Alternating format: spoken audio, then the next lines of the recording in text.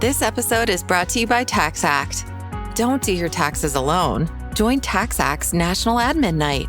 Admin nights are social gatherings for getting through your to-do list. So get ready for a night of fun, finding deductions, and filing taxes with TaxAct, where you can file your federal and state return for just $49 through April 8. Let's get together and get them over with. Visit taxact.com/admin-night for details.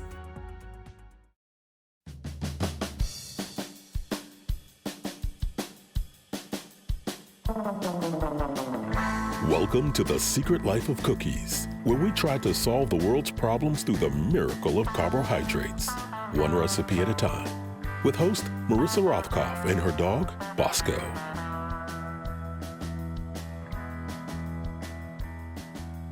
Hello, and welcome to The Secret Life of Cookies.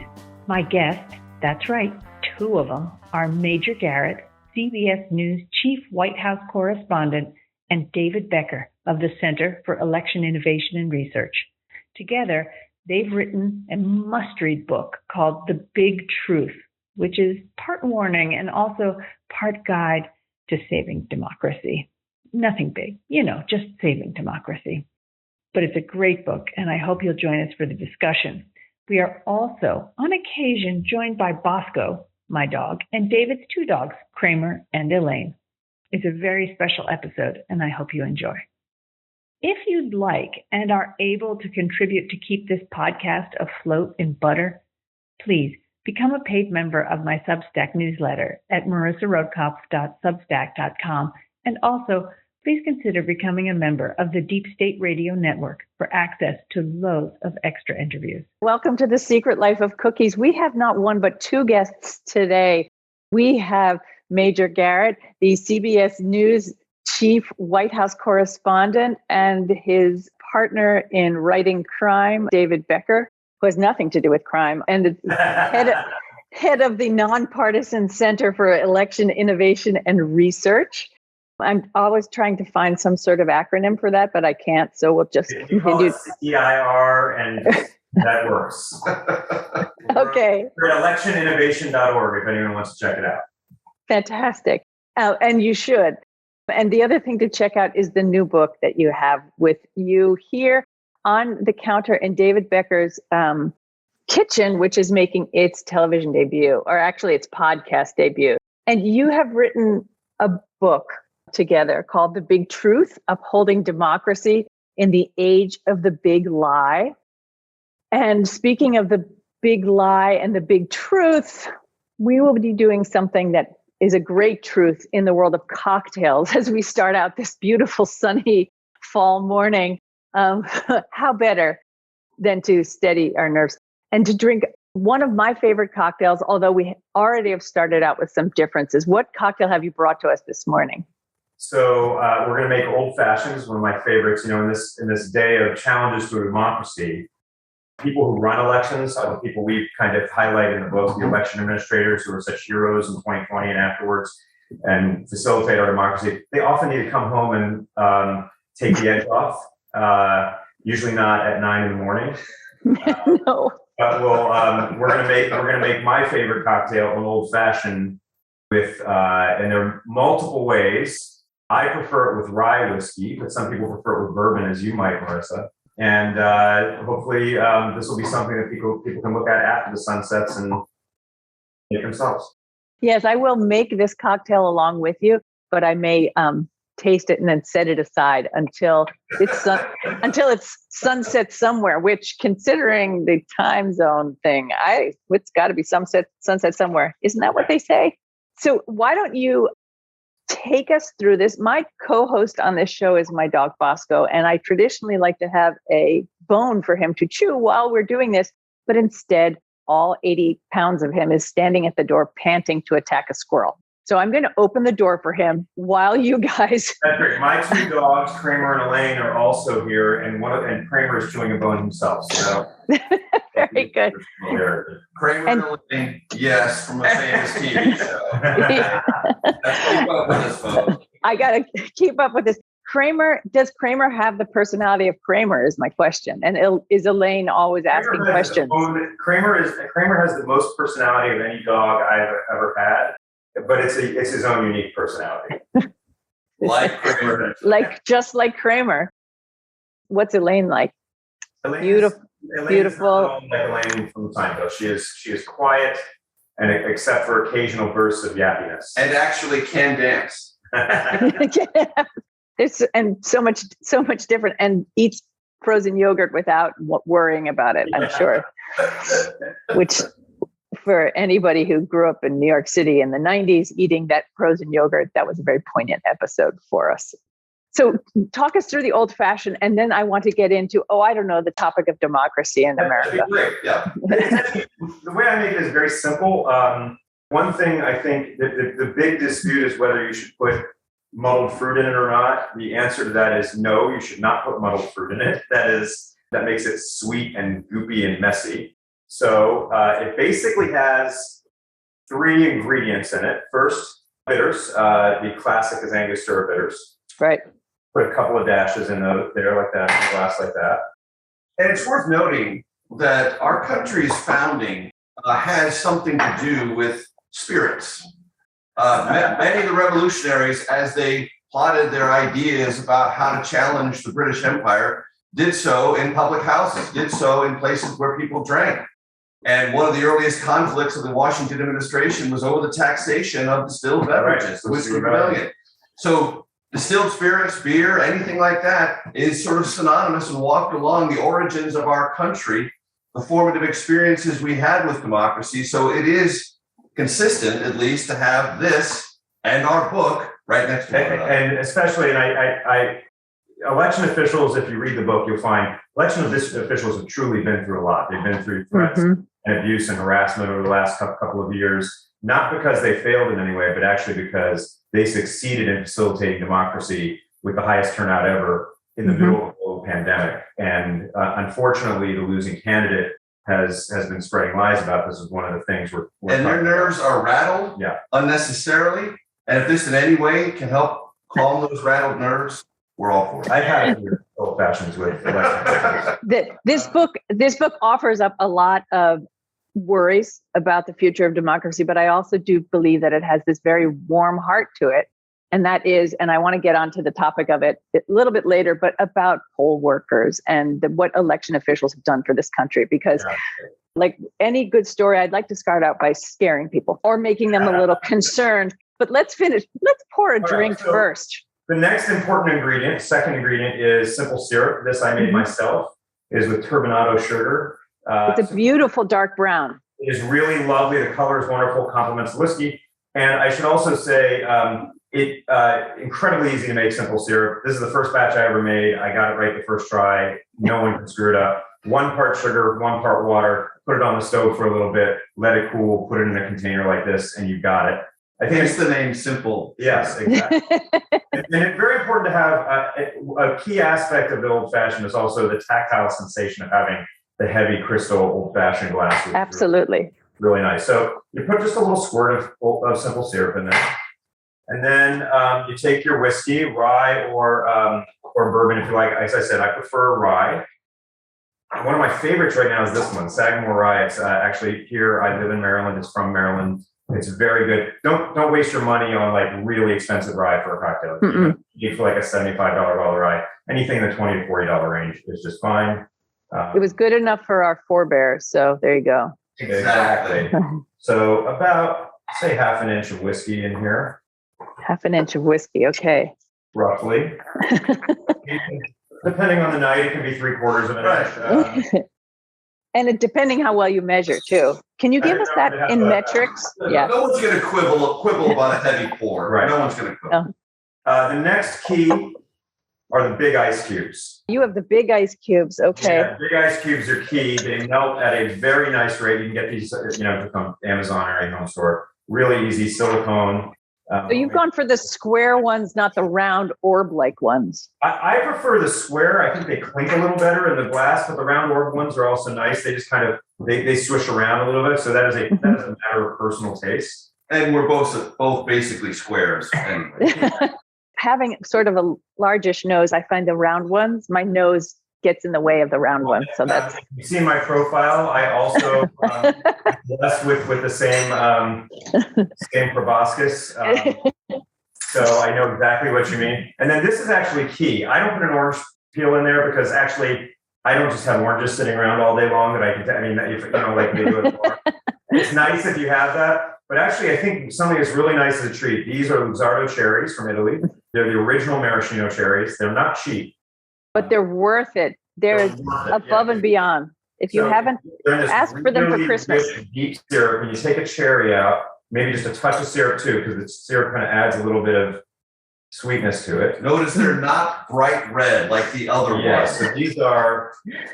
That's what they look like if you can see them. It's exactly how you would imagine a deep, dark, ripe cherry. Right. And for the viewers the listeners at home who don't have the pleasure of viewing this, you, David, have one of those absolutely beautiful long spoons.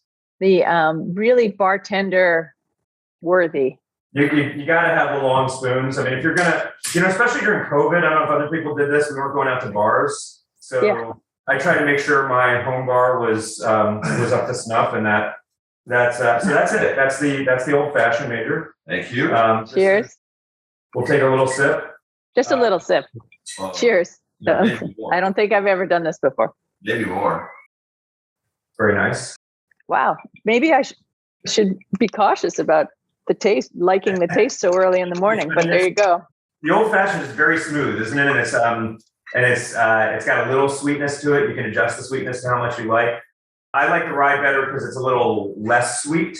Exactly. It has a little more of a sugary edge to it, but they're both good. I'm tempted to say breakfast of champions, but I probably won't. I also had comments about the breakfast of champions and then thought, probably shouldn't say that. But now that we've both said it, mine has a slight alteration on yours, and then we'll get straight into the book. Because I was using bourbon and not rye, I did it in the really old-fashioned way, which was putting sugar cubes in. Nobody has sugar cubes anymore. I literally am using the sugar cubes from my mother's house, it's like an homage to my mother. And I poured the bitters over it. That's actually, I've seen that done before, and it's nice. It's just, it might take a little bit longer because you let the bitters kind of dissolve the sugar cube a little bit, and the sugar naturally dissolves. What I like with the simple syrup, you have a little more control over how much you put in. Right. But they're both acceptable. The only thing I urge against is the old kind of Don Draper from Mad Men muddled fruit in there. It just becomes kind of a mess. And muddled fruit has no place in it. It's a strange Don Draper sort of creation. That's all I have to say. Historically speaking, I don't know where he came from it. So now that we've had the nerve steadying drinks near us, your book talks about, I think it's a book at once eye-opening and full of warnings, but also, as I said, it has this warm heart, there is hope in there. But you do sort of drop us in the middle of the midterm elections in it and talk about them being a bellwether because we are here standing on the brink of losing democracy. Boy, that's really a change from cocktails. But yeah, and the phrase you use, and this phrase has stuck with me, is the combustibles are before us as we face this midterm. Major, what do you mean by that? What we mean by that is we have a certain number of Americans, I don't know the exact number, but it's in the millions, who look at the 2020 election and believe something was fundamentally wrong with it, approaching a crime, that something so dastardly happened that not only do they not believe the results of that election, which they should, because the results are credible, verified, and scrutinized more than any election in the history of our country, but they still don't want to. So there's a stubbornness about their belief that something was wrong, and that is transferring to the future election. And there are more and more Americans now, and this is primarily a problem in the Republican Party for the moment, who are prepared to challenge results of this upcoming midterm elections if they're dissatisfied with the results. And that creates a climate in which those who are already pre-dissatisfied or prepared to be dissatisfied could engage in behaviors or conduct that could make the voting process in the midterm elections more chaotic, more confusing, more combustible than it needs to be. That is to say, in polling locations around the country, there could be people who are afraid of fraud. There's no evidence that there is any there, but they're afraid of it. And they cause controversies in one place. That becomes a video sensation locally. But then as things do, they transfer to another place. And that becomes a video sensation nationally, which presents opportunities or incentivizes the same kind of conduct elsewhere. And you have a domino effect across the country. And election officials are very deeply worried about this. The idea that our election, which they're trying to manage and provide in a safe and secure way, can be mangled just by anxiety and the expression of that anxiety in polling places. Those are combustible forces, and they could run in all sorts of unpredictable directions, violent and otherwise. And they need not exist. They don't have to be there. We have the best election system we've ever had in our country. We'll go into great detail about this. More ways to verify, more ways to authenticate, more ways to scrutinize. Our elections are really, really good. That goodness of the election doesn't mean in democracy you have to be satisfied with the results. You're entitled to be dissatisfied. What you're not entitled to do is slander the system, undermine the system, and attack the system just because you're displeased. Let's take a little step back and talk about how safe our system is. Just let's create the baseline there. The meat of the book is, we hope, somewhat uplifting and confidence building. The facts are that we've never held an election as secure as the November 2020 election was. We've never held an election that was as transparent, that had the kind of verified integrity that we've seen. We had more verifiable paper ballots in 2020 than ever before. Verifiable paper ballots are important. In the past, we have used more electronic voting machines that did not create a record that the human being who voted could look at, and we could go back to and recount and audit. 95% of all voters cast ballots on verifiable paper in 2020, including all of the voters in all of the battleground states. Every single one of the battleground states had paper. Georgia, North Carolina, Virginia, Pennsylvania all had paper statewide for the first time in decades. That was really, really important. Meaning they didn't have them in 2016. Right.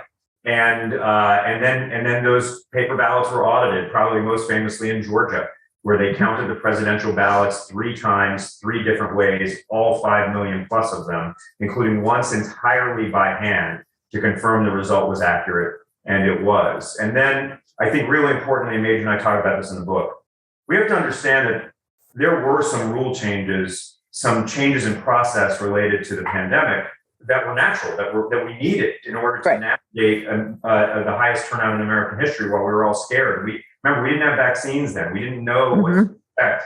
We didn't even know as much as we know now about transmission. So there were some things to make mail voting a little bit easier, to make early voting a little easier, things like early voting in stadiums, things like that. Those rules were all set transparently and in the public months before the election. In many cases, the campaigns litigated those rules in court. The rule of law presided over that. We knew what the rules were. When we closed the polls on election day in 2020, both campaigns knew what the rules were. They knew what they were competing for. Any complaints about the rules that existed prior to or including election day, and even in the counting and auditing process afterwards, is really just sore loserism. And the courts confirmed that after the election.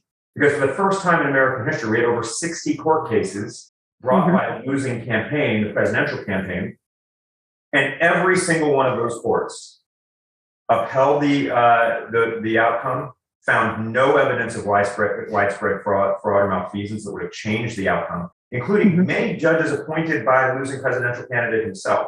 So this is something we should feel really good about. Our elections are getting better and better and better each time. Over the last 20 years, we've seen an unprecedented development of professionalism in the election administration area, from 2000 when Florida was an international laughingstock to, for instance, in 2020 when Florida was actually an international model because of the hard work of the men and women who run elections from the state, county, and even down to the poll worker level.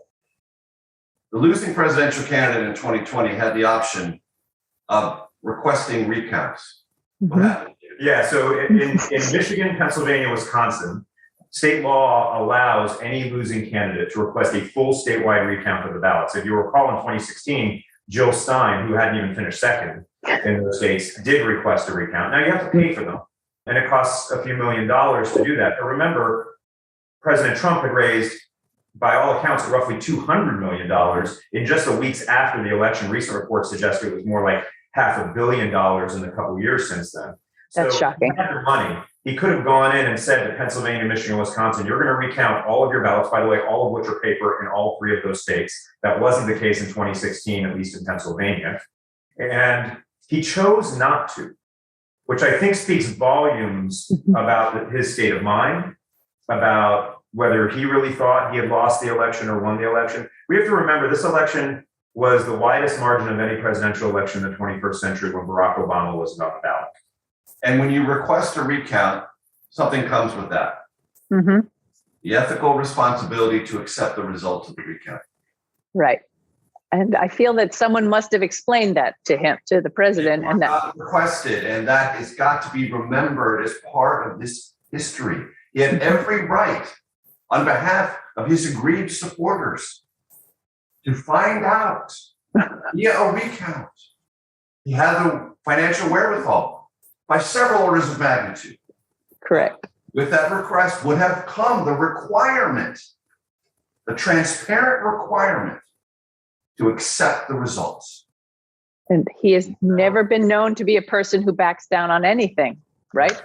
He pushes everything to the nth degree, even in all of his law cases. When we saw those who still harbor doubts, I asked them, hey, why not this? Come on. It was the most practical, legal, justifiable request that could have been made, and it never came.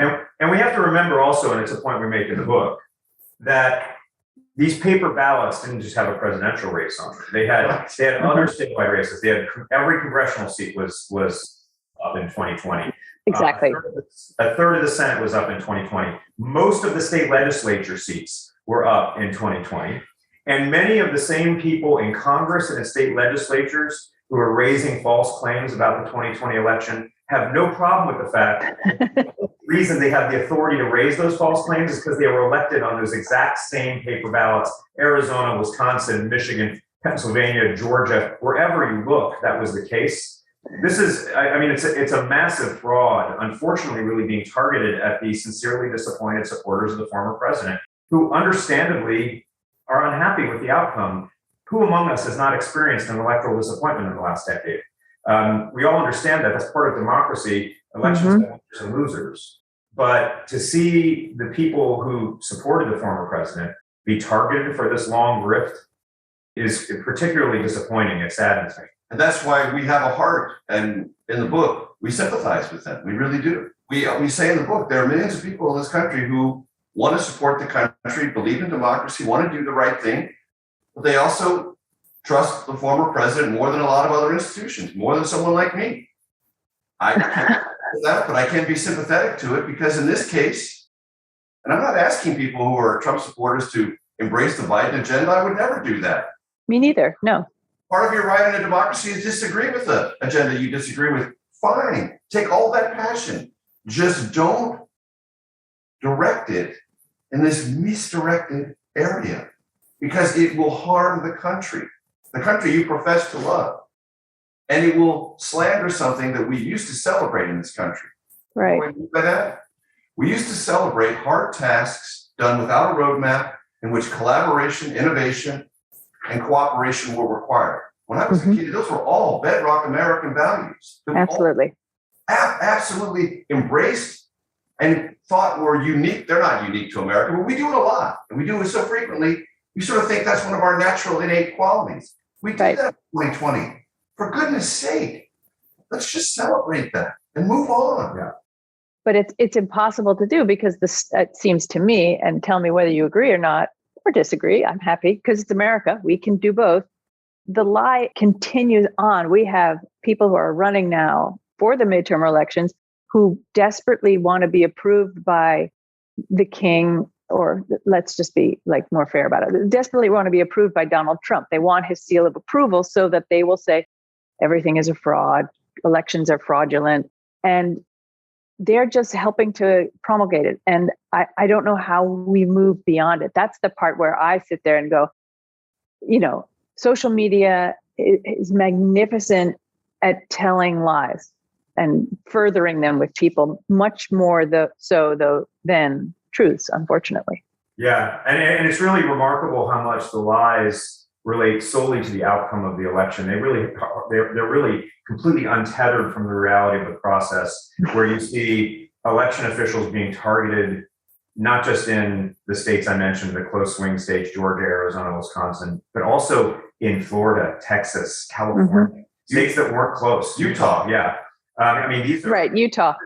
Oh, this is afflicting the entire country, and we do talk about some possible solutions. One that I think is one is going to be political. I mean, if the American people choose to reject this, we need two rational political parties arguing in the arena of policy, but both tethered to reality.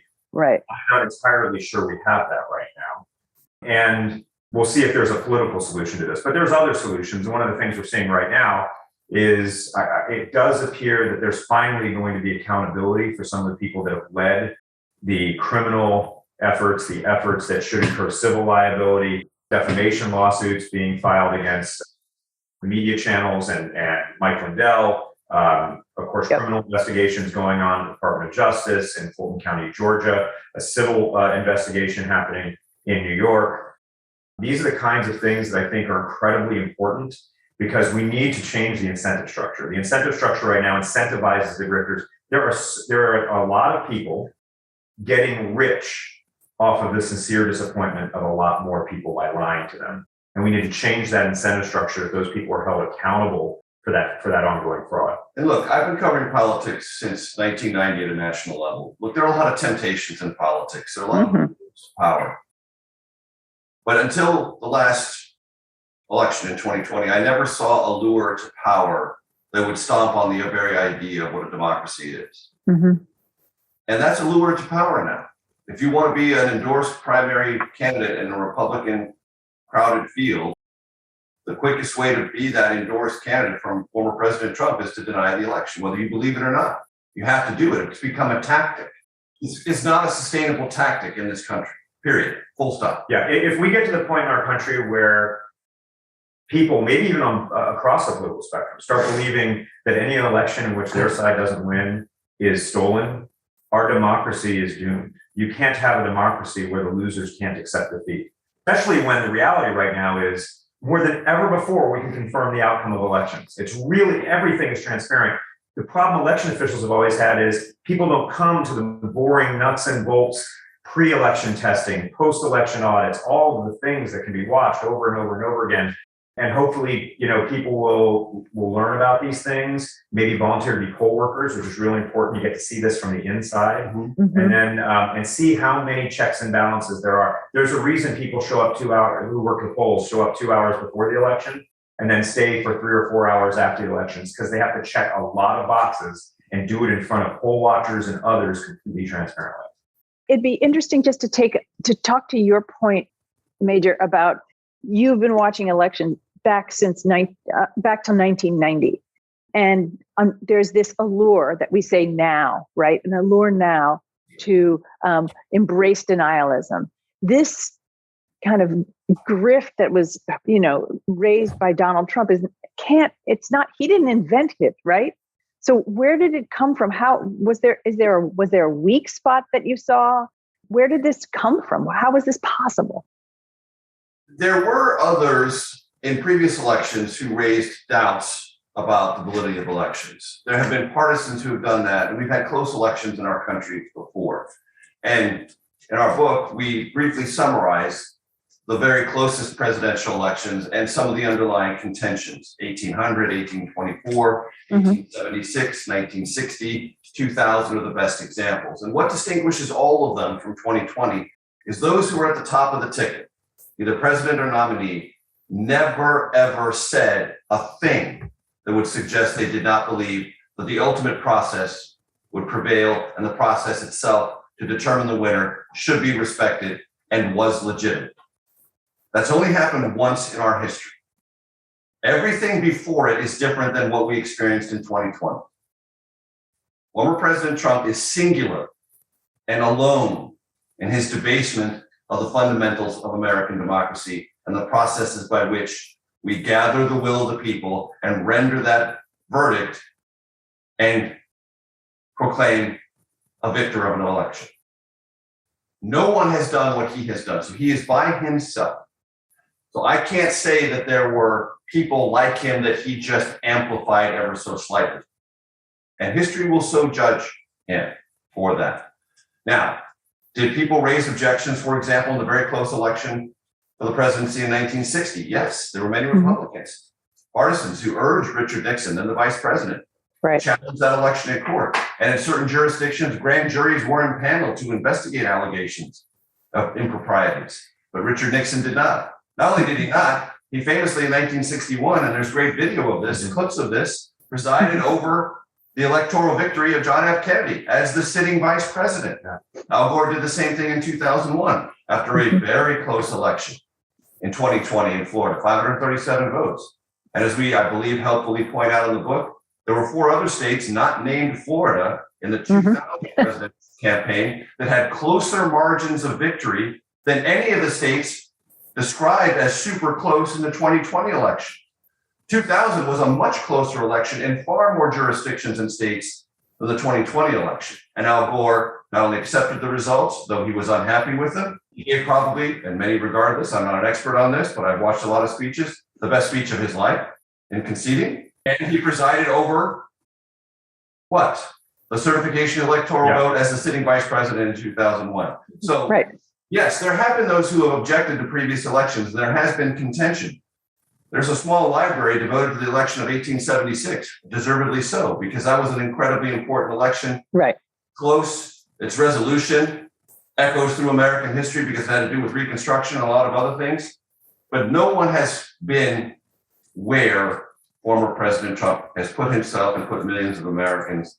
And that's one of the reasons we wrote the book, to say this is a distinct moment, singular in the peril it presents for this magnificent, beautiful American experiment. And if I could just underline a point, and if you look at 2000, really close election, one state deciding the electoral college, and that state decided by 537 votes, with a system that actually did have some flaws that we have fixed, the punch card ballots, the butterfly ballots, things like that. That doesn't happen anymore. We passed the Help America Vote Act shortly after that. It's part of the professionalism I was talking about. But both sides, campaigns, armed themselves with the best lawyers. I work really closely with Ben Ginsberg, who led the Florida effort for President Bush.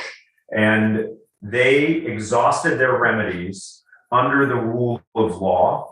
And I was working at the Department of Justice at the time as a voting rights attorney. We were told the Department of Justice, we stay out of this. We don't talk about it. We don't do anything that is a campaign matter and a campaign matter only. The federal government, the power of the DOJ is not going to get involved here. The campaigns were well represented.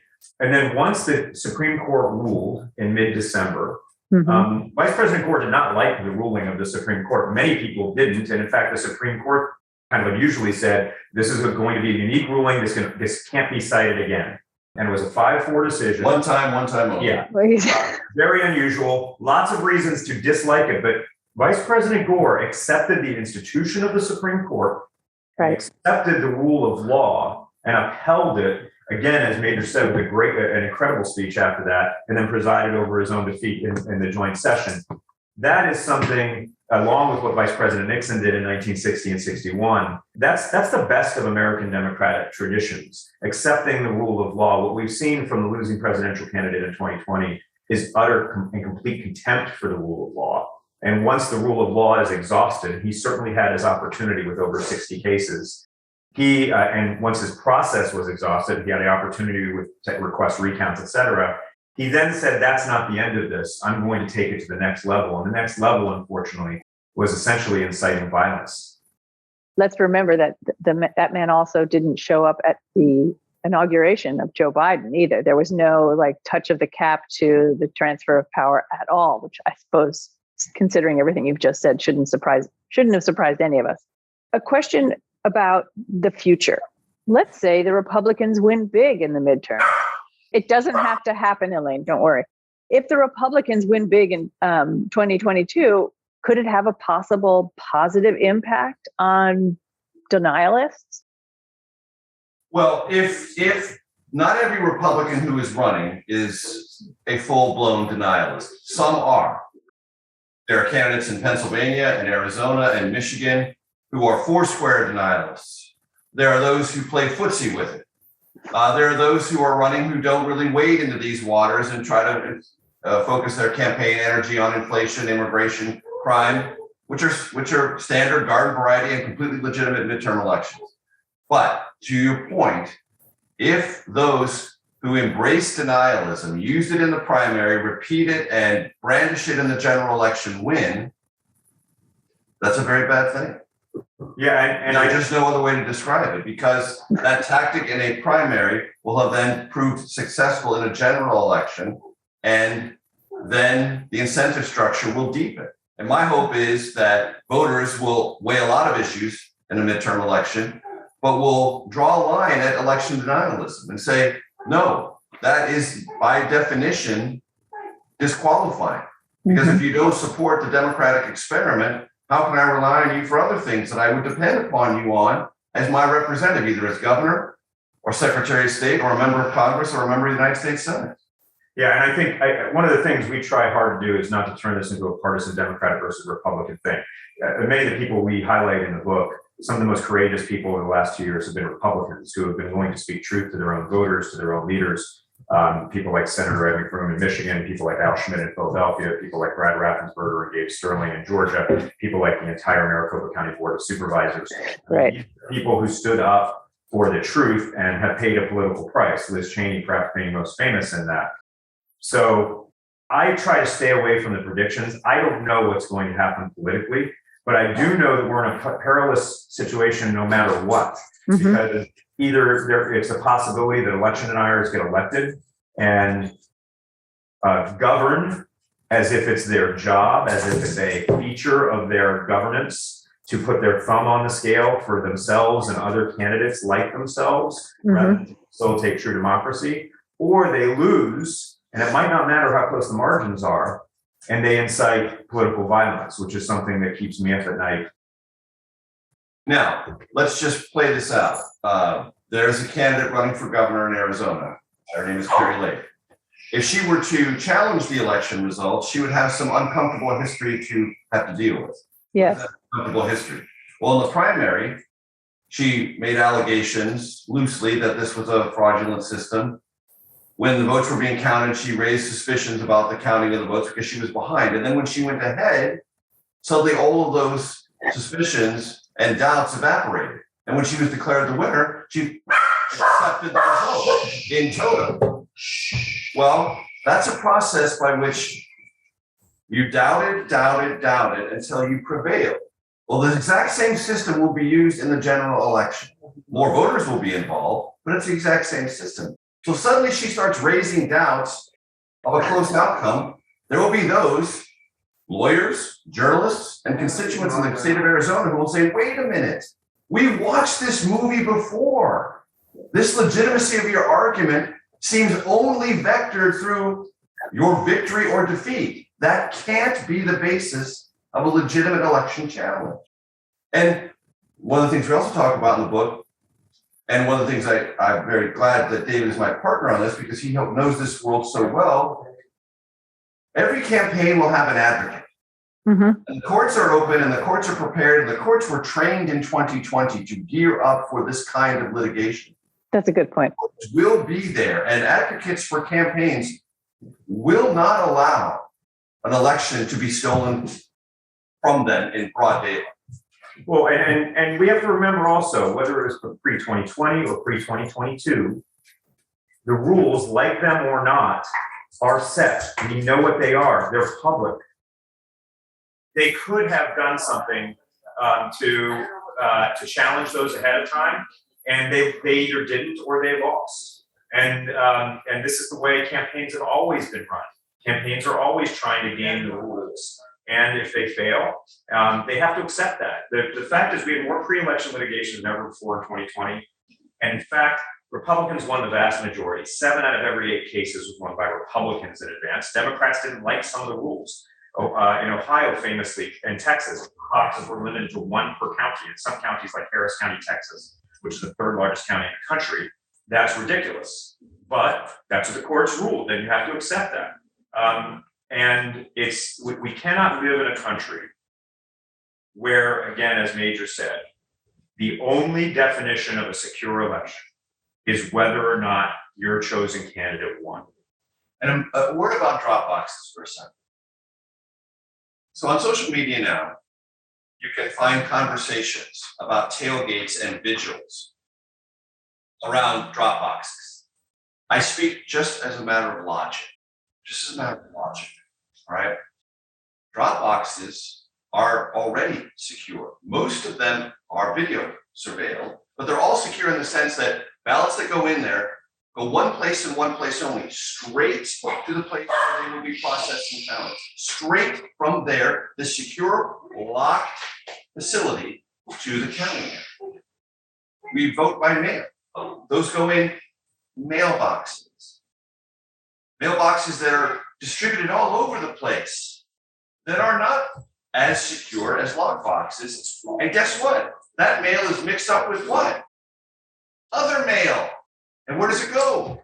In trucks or vans. It is transported to a facility where it's processed. Then it goes to the counting facility. There are 2 or 3 other steps in the mailbox process that are not involved in the drop box process. So the drop box is by logic, by basic human understanding, are more secure and better than mailboxes. And we don't see social media campaigns to have tailgates and vigils around mailboxes. But I believe over time, and this is a matter where time and the continuance of logic and the continuance of facts, I do believe can and will prevail. Because time doesn't heal all wounds, but time and the stability, and I would say the counter stubbornness of truth, that's why we put it in the title, matters. It is not moving because it is immovable. These truths are not debatable at their essence. They are not, and they are going to stay. They're going to stay.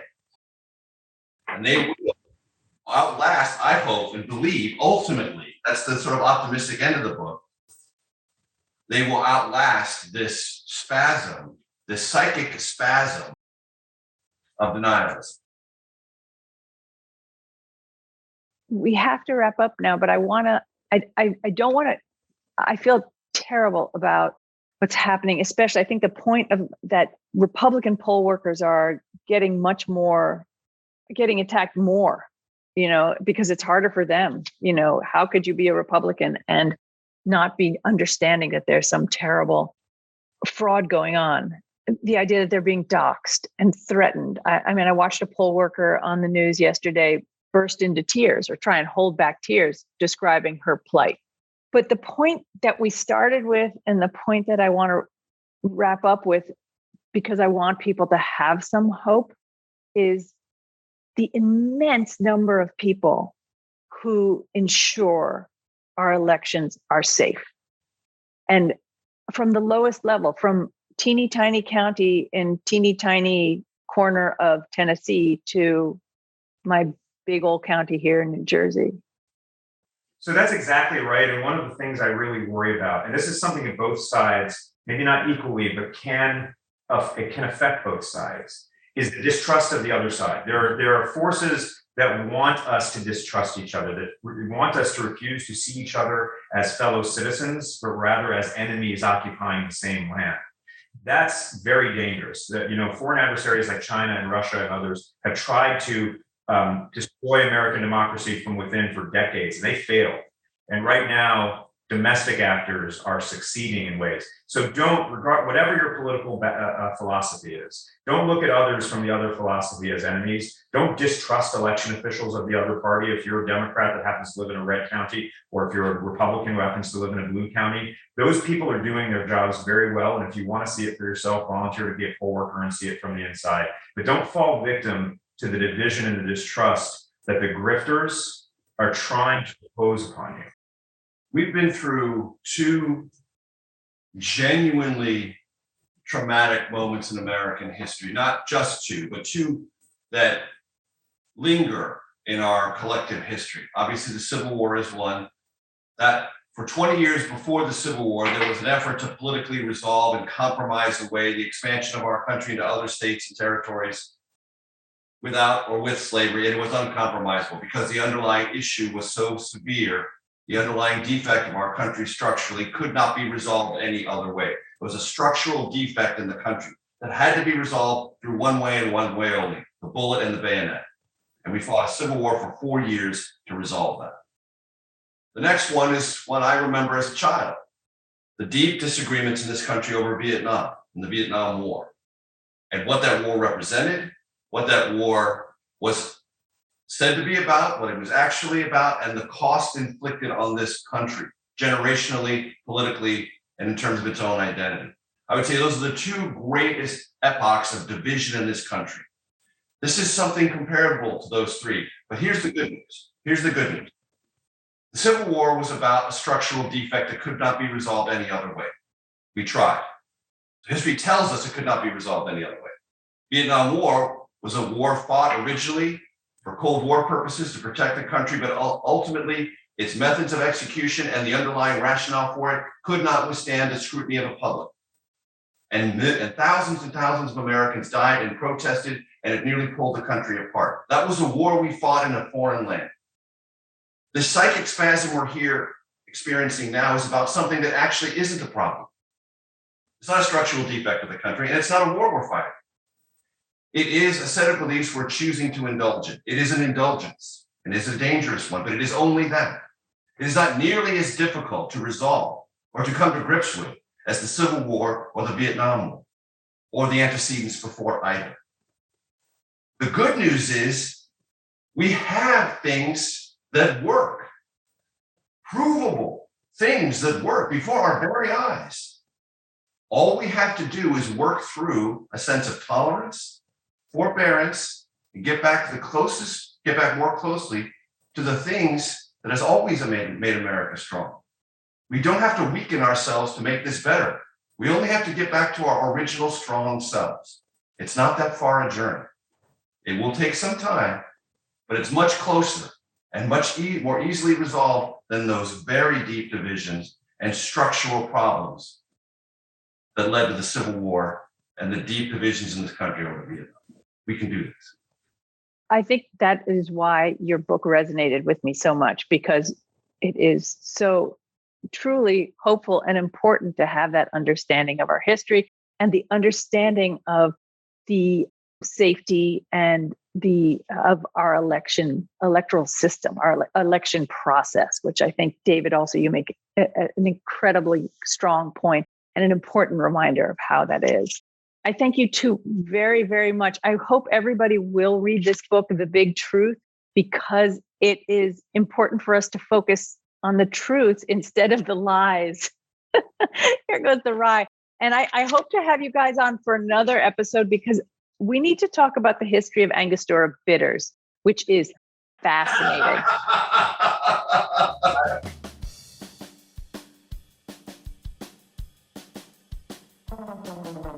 Thank you so much for listening. You can find Major and David's book, The Big Truth, wherever fine books are sold, and you can follow them both on Twitter. I will see you all also on Twitter and hopefully on Substack too at marissarotkopf.substack.com. Have a great week.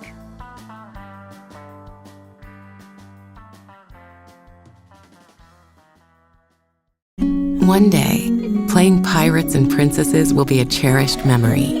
But today you'll discover Neverland together with Peter Pan and Captain Hook. Let's go! Today, you won't just dress up like a Disney princess, you'll meet real ones too.